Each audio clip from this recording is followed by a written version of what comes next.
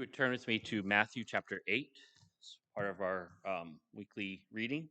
Covered this a bit in this morning's class, but it's a lesson that bears repeating.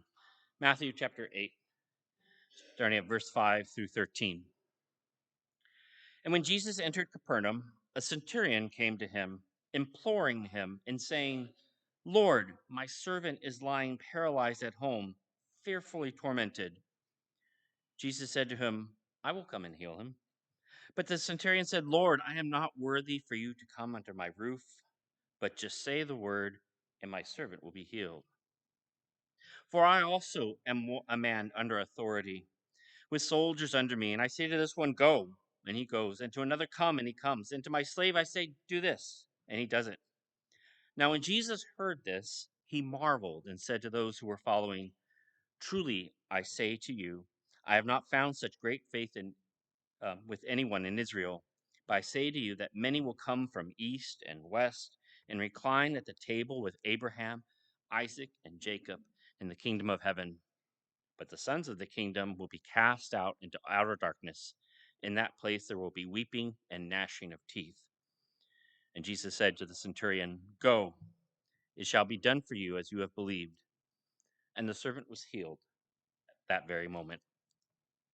So we have here a man who sometimes we hear talk about the 1%. This person was probably as close to the 1% as you could get.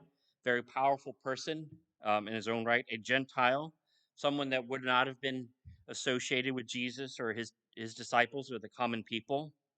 And we find him searching for grace, looking for it, coming to Jesus. And we see that his care is it's not for himself, but for his servant. So here you have someone that's motivated by this agape love, looking out for someone else. And he demonstrates humility. He tells Jesus, I'm not worthy for you to come under my house, in my roof." Right, realizing that as a Jew that would have been problematic for Jesus. But just says, and he tells him with faith, with trust, "You just say it and it will happen." He realizes that Jesus is not limited by distance, but by just saying the very thing, it will come to pass. So here we have a man who is searching, hungry for grace, demonstrates humility, demonstrates trust, motivated by love. And Jesus sees this and he marvels. That's an interesting sermon there, how Jesus himself, both man and God, would marvel at something. There's only one other instance in the Gospels that talks about Jesus marveling and talks about his encounter with, um, when he goes to his hometown. He says he's not able to do a lot of miracles because of their lack of faith, and he marveled at them. The very people that should have just embraced him in totality rejected him. And here's someone who should have rejected him based on his background and embraces him.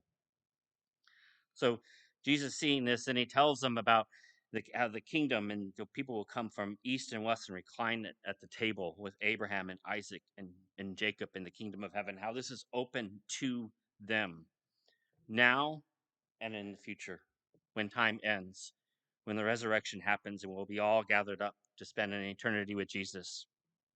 This meal that we're going to partake of, the bread representing his body, the fruit of the vine representing his cup, is a foreshadowing of that great banquet that we're going to have. And while we gather here together and commune with him and with each other by partaking of this, we should look forward with eager anticipation to that great banquet that Jesus mentioned in verses 11 and 12. Looking forward to that time when we will be reunited with him, that will be in an eternal celebration, eternal glorification, without sin, without death.